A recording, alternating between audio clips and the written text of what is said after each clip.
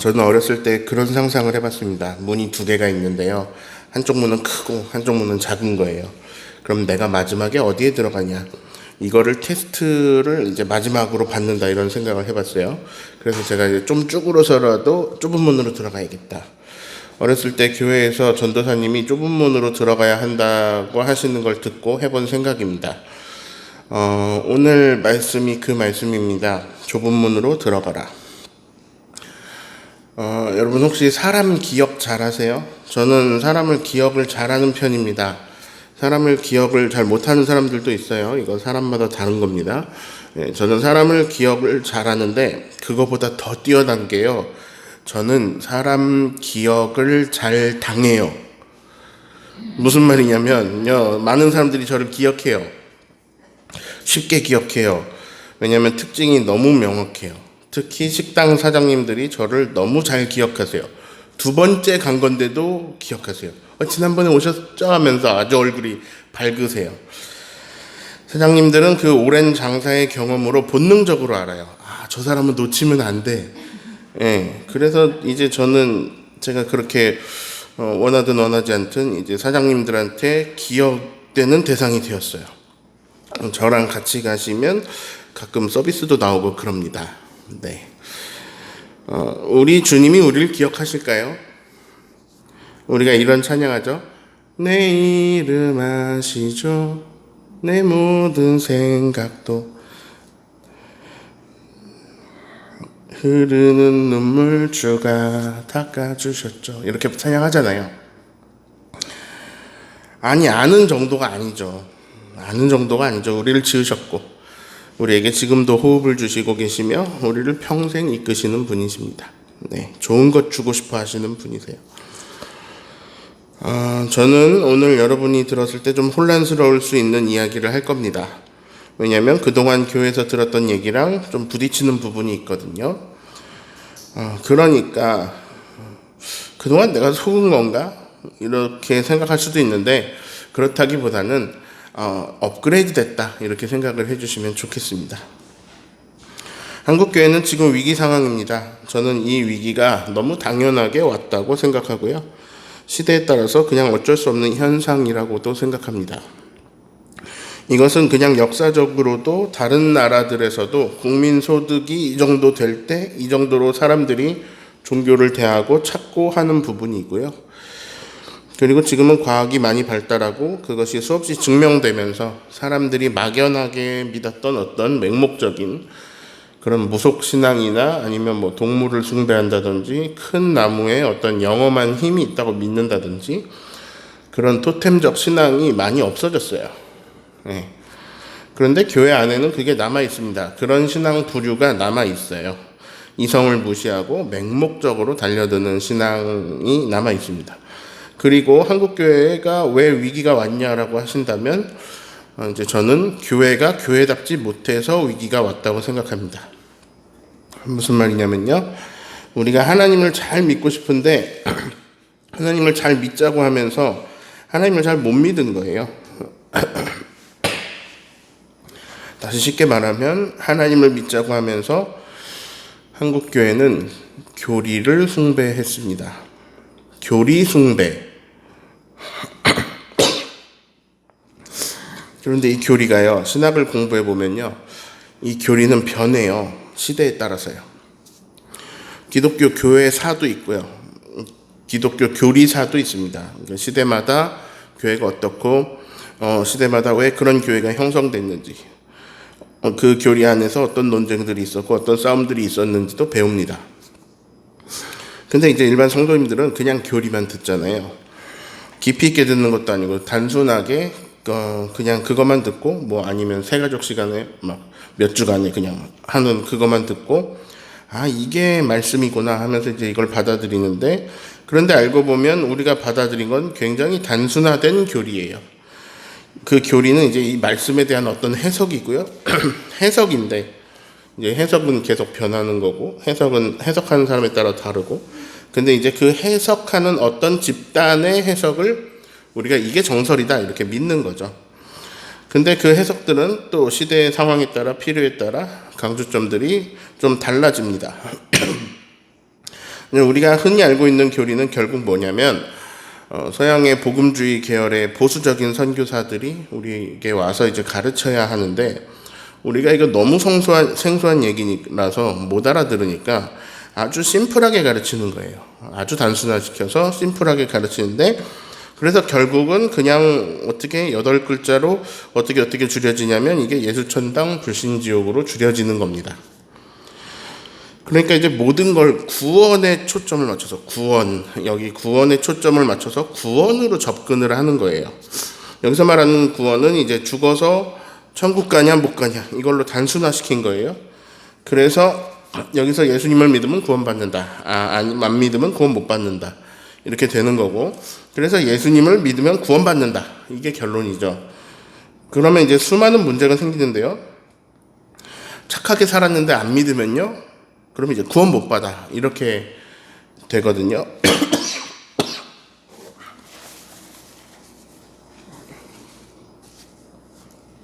네.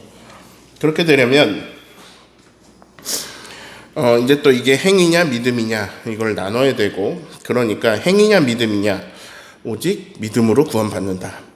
이거는 루터가 더 강조를 했고요. 오직 은혜로, 오직 믿음으로, 오직 성경으로. 그래서 예수님을 마음에 믿고 입으로 시인하는 그것으로 구원받는 거예요. 인간의 행위로 절대 구원을 받을 수 없어요. 행위는 왜냐하면 율법에 다 어긋나게 돼 있어요. 근데 율법에 조금이라도 어긋나면 결국 죄의 삭은 사망이고, 한번 죽는 것은 정하신 것이고 그의 심판이 있을 것이고, 그 심판에 결국은 다 죽음인데 유일하게 사는 방법이 있는 거예요. 그게 바로 예수님을 믿는 거예요. 예수님을 믿으면 예수 그리스도의 보혈이 우리는 죄가 많은 사람들이지만, 죄가 많지만 예수 그리스도의 보혈이 우리 죄의 값을 치르셨어요. 그래서 이 예수 그리스도의 보혈이 우리 몸의 문설주에 이렇게 발라져 있으면 죽음의 사자가 건너 뛰어가는 거예요. 패스오버 하는 거예요. 예. 그래서 예수 그리스도의 보혈의 공로로 100% 예수 그리스도의 보혈의 공로로만 구원을 받는 거예요. 그러므로 예수를 믿어야 돼요. 예수를 안 믿는 사람이 얼마나 많습니까? 그러니까 이제 큰일이 되는 거예요. 큰일이다. 야, 저 사람들 다 이제 큰일 났잖아요. 죽으면 지옥 가잖아요. 그러니까 어떻게든 빨리 구원해내야 되잖아요. 빨리 전도해야 되잖아요. 이게 기독교란 말이에요. 그런데 제가 신학을 하고 또 성경 말씀을 읽고 이러면서 이게 그렇게 교회에서 단순하게 배웠던 부분들이 좀 미흡한 부분들이 있다는 걸 알게 됐어요. 예를 들어 뭐냐 하면, 예수님을 믿는데 예수님이 지워지는 거예요. 아니, 예수님은 지워진다기보다 예수님은 너무 중요하게 부각이 되는데, 그래서 예수님은 어떤 하나님의 아들, 그리스도시고 살아계신 하나님의 아들이시고, 그게 막 부각이 되는데, 예수님이 어떤 신으로 이렇게 부각이 되는데 정작 그분이 원하는 바가 지워지는 거예요. 예수님이라는 분의 뜻이, 그분이 하신 말씀들이, 그분이 꿈꾸고 그분이 원하시던 것들이, 그분의 가르침들이 지워지는 거예요. 비교 우위로 보면 교리를 예수님의 가르침보다 높게 두었어요. 자, 그리고 예수님을 믿는다고 해요. 예수님을 믿는데 예수님이 원하시는 바에 관심 없고 예수님이 원하시는 대로 살진 않아요. 여기가 문제점이에요. 그래서 이걸 꼬집는 영화가 밀양으로 나왔죠. 어떤 살인자가 아이를 살해합니다. 전도연이 엄마인데요. 전도연이 자기 애가 죽어가지고 너무 힘들었어요. 그래서 너무 힘들어서 너무 괴로워서 어디 의지라도 해야 될 것 같아서 교회라는 곳에 갑니다. 교회에서 전도연이 위로를 받아요. 또 은혜도 받아요. 그래서 전도연이 아주 큰 마음을 먹어요. 이거 내가 살인자를 용서해야 내가 살겠구나. 그래서 살인자를 용서하러 갑니다. 근데요, 감옥에서 살인자가 너무 평온한 얼굴로 있는 거예요. 너무 평안한 얼굴로 전도연을 보고, 괜찮습니다. 저는 하나님께 다 용서를 받았습니다. 그래서 저는 다 너무 평안합니다. 말해요. 너무 평안한 얼굴의 살인자를 만나요. 용서하러 갔거든요. 근데 거기서 갑자기 충격을 받습니다. 용서받았다고? 누가 용서를 해? 내가 용서를 안 했는데? 내 아들이 용서를 안 했는데? 그러면서 이제 전도연이 삐뚤어지기 시작해요. 이 기독교 교리의 한계를 꼬집은 영화가 밀양입니다. 피해자는 고통스러워하고 있는데 가해자는 하나님한테 용서받았다고 막 그렇게 평안한 거예요. 왜냐하면 회개하면 용서해 주시니까. 그 가해자만 편하고 피해자는 고통받고 살아가는 그런 어떤 부조리함을 영화가 꼬집는 거죠. 근데 예수님은 그렇게 안 가르쳐 줬거든요. 예수님은 형제하고 어떤 원망할 일이 생각나거든 먼저 가서 풀고 그리고 와서 예배해라. 먼저 사죄해라. 이렇게 먼저 풀어라 그러셨어요. 근데 기독교인들이 자기가 피해준 사람하고는 관계를 풀거나 그러지 않고요. 그냥 하나님하고만 끝내면 그 문제가 끝나버리는 게 되는 거예요. 그런 것도 뭐 이제 교리의 문제 중에 하나겠고요. 결국 뭐냐면요. 어느 지점이 잘못됐냐면, 행위가 중요한 게 아니다. 여기가 잘못된 거예요. 행위를 중요시 여기지 않았어요. 어차피 그거 죽어서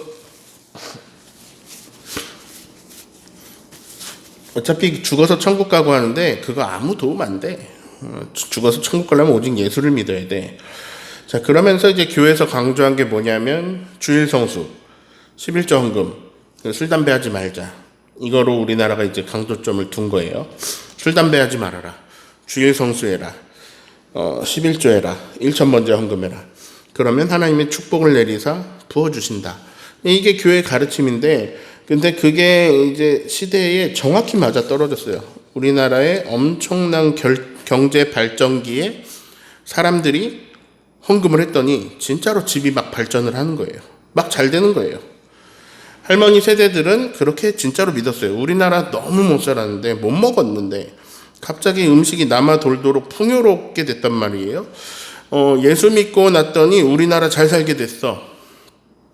다 이게 할머니들의 신앙이에요. 근데 그게 삶으로 경험됐잖아요. 못 먹었었잖아요. 근데 이게 경험되니까 그 하나님에 대한 믿음이, 아주 강한 믿음이 그 세대에는 들어간 거예요. 그게 삶의 경험으로 쌓였고, 그게 신앙이 되었고, 그래서 자녀들에게 어떻게든 하나님 믿고 복받게 해주고 싶은 거예요. 왜냐하면 자신들의 삶에는 어마어마한 점프가 일어났으니까. 그러니까 내 삶의 점프는 이건 하나님이 일으켜주시는 거고, 분야고, 우리 자녀들도 이렇게 나처럼 이렇게 신앙생활 하면서 아주 힘들었던 거, 내가 힘들었던 거 이런 거 경험하지 말고 좀 점프해서 아주 넉넉하게 좀 그렇게 살았으면 좋겠다, 이런 거예요. 근데 그게 맞는 부분도 있는데 또 잘못된 부분도 있어요. 뭐냐? 하나님은 우리를 풍요롭게 하십니다. 하나님이 우리에게 복을 주십니다. 우리를 먹여 살리시고 계시고요. 먹이고 입히시는 거 다 하나님이 하시는 거 맞아요. 그런데 하나님을 그런 영역에 일하심만 바라는 것은 그건 하나님을 바알로 만드는 거예요. 하나님을 만몬이나 바알 정도로 여기고 그렇게 대하는 걸로 그치는 거예요.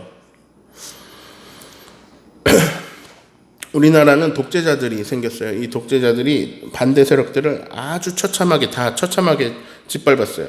강력한 독재로 확 해가지고 경제 성장도 빠르게 진행시켰어요. 일부 교회들은 그 정권에 붙었어요. 교회는 교인이 많고 표가 많잖아요.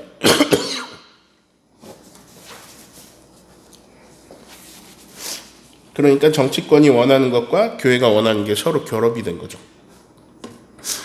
그러면서 정치권하고 교회하고 한편이 됐어요. 근데 이게 문제는 뭐냐? 어떤 특정 정당이 다 옳게 되어버리는 거죠. 그 정당이 잘할 때는 박수 쳐주지만 그 정당이 잘못할 때는 교회에서 반대할 수 있어야 되거든요. 근데 그걸 못해요. 오랜 시간 한편이 되어버려가지고. 그러니까 결국 예수님이 알려주신 하나님 나라, 이 하나님 나라에는 의로움이 굉장히 중요한데요. 교회는 그런 방향을 상실했어요. 아무튼 사람들이 술, 담배 안 했더니 술, 담배 안 하는 집들에 좋은 일이 생기는 거예요.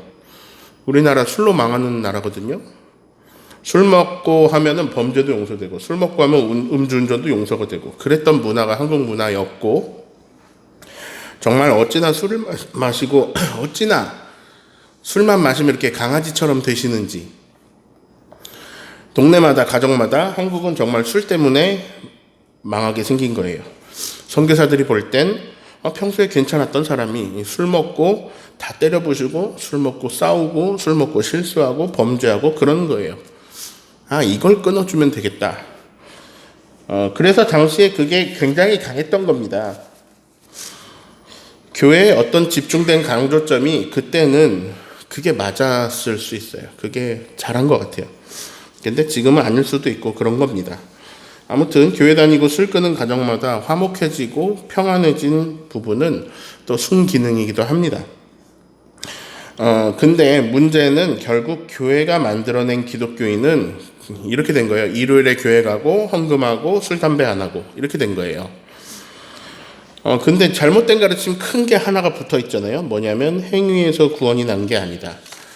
이 부분이에요. 이 부분이 굉장히 잘못된 부분입니다. 왜냐하면 우선 야고보서에서도 행함이 없는 믿음은 죽은 믿음이라고 하셨죠.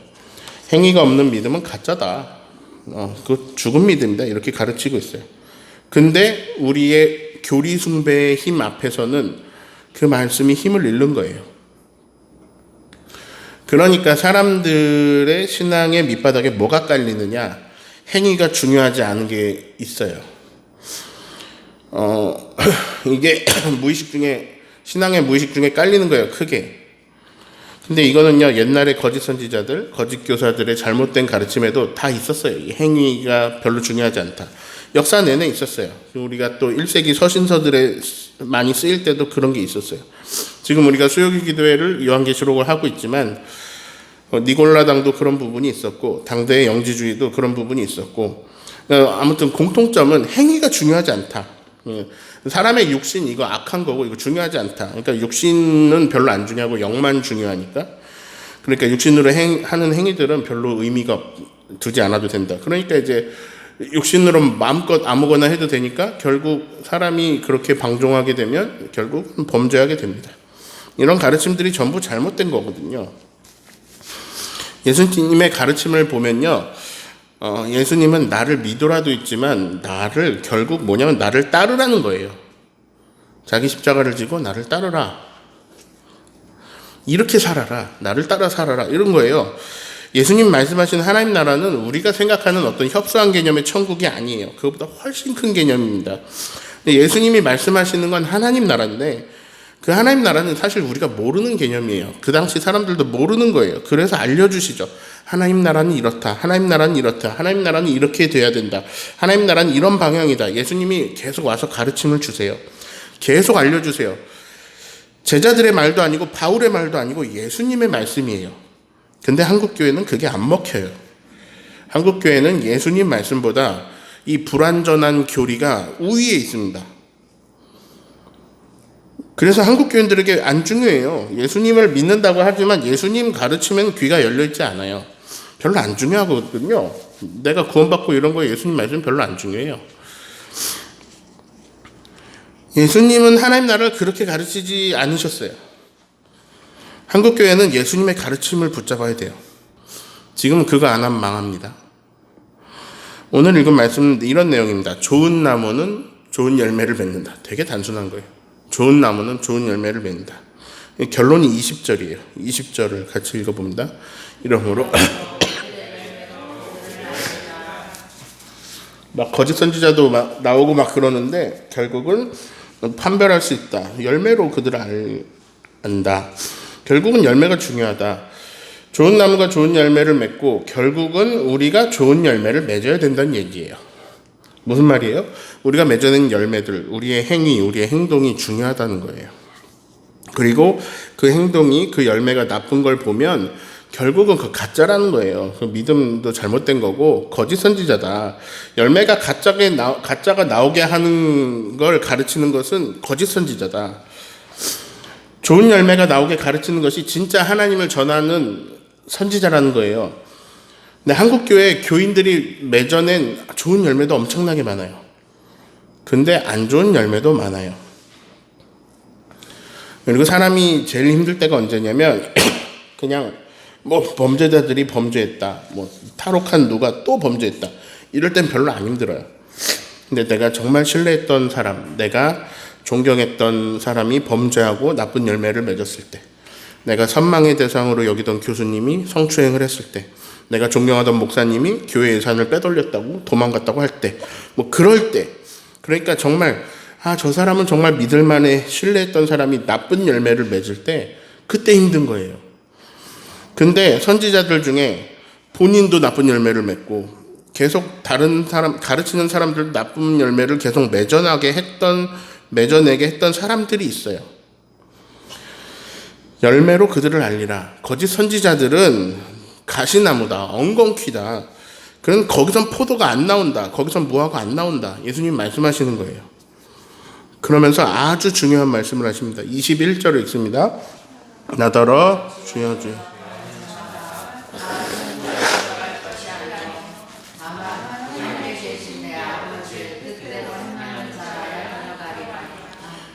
교리는 그래요. 주여 주여 예수님의 이름을 부르는 사람이 천국에 들어갈 거야. 근데 예수님 말씀이 아니야. 그럼 어떻게 하는 사람이 천국에 들어가냐? 하늘에 계신 내 아버지의 뜻대로 행하는 자가 들어간다. 자, 이거는요, 지금 산상수훈 거의 맨 마지막에 후렴으로 있는, 거의 결론처럼 있는 아주 핵심적인 말씀이에요. 자, 앞에서 말씀한 산상수훈들, 마태복음 5장, 6장, 7장에 있는 수많은 어떤 내용들, 그 어떤 것들, 이게 다 이렇게 살아라, 이렇게 해라, 뭐 뺨 맞으면 이쪽도 돌려대라, 뭐 이렇게 행동해라, 이런 방향으로 행동해라, 이런 말씀들인데, 그 행위들로 좋은 열매를 맺어라, 이거예요. 좋은 열매를 맺어라. 그걸 맺는 사람이 하나하나 하나님의 백성이라는 거예요. 그리고 이제 그 밑에 있는 이제 이게 결론 같은 말씀이고, 그 밑에 마지막 결론 말씀이 반석 위에 세운 집 말씀인데, 이것들을 앞에 말씀한 것들을 행하는 사람이 반석 위에 세운 집이라는 거거든요. 그런 말씀이거든요. 결국 예수님의 가르침은 계속 행동이 중요하다는 거예요.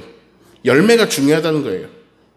근데 한국 기독교가 이 열매에 대해서, 이 행동에 대해서 강조하지 않고 계속 예수 이름 믿음, 이걸 강조한 거예요. 예수 이름을 강조한 거예요. 그래서 예수님이 어떤 붕 떠 있는 내가 어떤 잘 모르는 개념의 어떤 신이 됐어요. 예수 이름은 믿어요. 예수님, 근데 믿는데 그냥 예수님을 믿어요. 근데 예수님 잘 몰라. 근데 그런 분이 맞거든요. 그분이 그런 신이 맞아요. 근데 아주 명확하고 아주 선명하게 알려주신 부분들을 우리가 다 놓치고 있는 거예요. 근데 아주 명확하고 축약하면 굉장히 간단해요. 하나님 사랑, 이웃 사랑, 그렇게 서로 사랑하면서 좋은 열매를 맺어라. 하나님 나라는 그런 거야. 그런 것이 땅에서도 가능해. 땅에 임하는 거야. 하나님 나라 오는 거야. 너희가 있는 곳을 하나님 나라로 만들어. 그 방법은 회개하는 거야. 돌이키는 거야. 돌이켜서 이제 지금부터는 좋은 열매를 맺으려고 하는 거야. 지금부터 서로 사랑하려고 하는 거야. 지금부터 하나님을 사랑하는 거야. 지금부터 하나님을 잘 섬기고, 하나님을 경외하면서 우리가 서로 아끼고 존중하고 배려하고 사랑하는 거야. 이게 고대 시대에는 율법으로 나왔고요. 지금은 또 지금의 시대의 것으로 나오겠죠. 근데 그 방향은 동일합니다. 그래서 결국 축약하면 지난주에 말씀드렸죠. 사랑과 정의. 하나님의 뜻은 의라고 했어요. 하나님의 뜻은 의로움이 있어요. 근데 교회가 의를 버렸어요. 교회가 의를 생각하지도 않고 버려버렸어요. 기독교 신뢰도를 얼마 전에 조사했는데 14%가 나왔습니다. 네. 근데 저는 이 14%도 기독교인들이 올려놓은 거라고 생각해요. 기독교인들이 14% 찬성해갖고 올린 거예요. 기독교인들은, 나는 기독교를 신뢰한다, 이렇게 응답했겠죠? 근데 기독교인이 14%가 넘거든요. 그러니까 기독교인 중에서도 신뢰를 안 한다고 응답한 사람이 많은 거예요. 비기독교인들은 기독교를 정말 좋지 않게 봅니다. 얼마 전에 나온 통계로 8.9%가 신뢰도가 나왔어요. 전 좀 억울한 게 큽니다. 예. 우선 기독교가 좋은 열매 맺은 것들, 아름다운 소식한 것들은 뉴스에 안 나와요. 뉴스에는 온갖 범죄와 안 좋은 소식들이 나옵니다. 계속 뉴스에 안 좋은 얘기가 나오니까 사람들이 기독교에 정의가 없는 줄 알아요. 근데 이건 기독교가 언론 플레이를 너무 못한 거예요. 예수님 말씀 하나만 딱 잘 지켰어요. 오른손이 한 일을 왼손이 너무 모르게 해가지고, 그래서 기독교가 언론 플레이를 못해가지고 너무 나쁜 이미지가 돼 있어요. 근데 그럼과 동시에 그러거나 말거나 만약에 기독교인들이 예수님 가르침 따라서 한 명 한 명이 정말 좋은 나무 되어서 좋은 열매 맺으려고 노력했다면, 그러니까 이 시대에도 주님 주신 말씀과 믿음을 잃지 않는 그루터기가 돼서 이 시대에도 사랑의 방향으로, 정의의 방향으로 살려고 애썼다면, 그러면 언론에서 안 좋게 아무리 때려대도 기독교 신뢰도가 14% 나오지 않습니다. 내가 경험한 기독교인들은 참 따뜻했어요. 훌륭했어요. 배려심이 많았어요. 사람들을 존중해요. 내가 경험한 기독교인들은 정의로워요. 내가 경험한 기독교인들은 사랑이 많아요. 전 도움을 많이 받았어요. 이러면 기독교 신뢰도가 이렇게 낮지 않아요. 그런데 좋은 열매를 못 맺었어요. 관심도 없었고요. 제일 열받는 거, 시어머니가 교회에서는 그렇게 믿음 좋은 권사님인데 나한테 너무 함부로 해요. 이런 게 경험들이 쌓여가지고 지금의 모습인 거예요. 아주 사람들이 교회를 혐오하게 돼버렸어요. 막 지지하지 않는다 정도가 아니에요. 오늘 설교 제목을 너는 누구니? 이렇게 지었습니다. 제가 사람 기억을 잘하고 사람 기억을 잘 당하거든요. 식당 주인도 제가 누군지 알아요.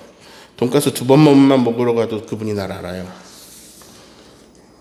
정리를 좀 해볼게요. 앞에는 좁은 문 얘기예요. 넓은 문은 많은 사람이 간다. 좁은 문은 찾는 사람이 적다. 저의 아주 귀여운 생각, 내가 죽었을 때 좁은 문하고 큰 문하고 있으면 최종 관문으로 내가 이렇게 쭈그리고 작은 문으로 들어가야지. 이게 아닙니다. 죽은 다음이 아니라 지금 내가 많은 사람들이 선택하지 않는 어떤 소수가 선택하는 길일지라도 그 선택을 해야 된다는 거예요. 그게 뭐냐면 사랑과 정의예요.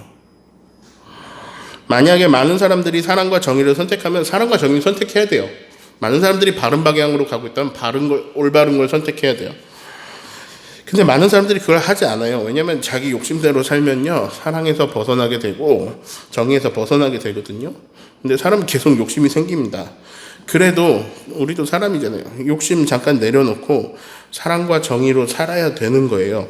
좋은 열매 맺는 좋은 나무 돼서 그렇게 계속 열매들을 좋게 만들어 가야 되는 거예요.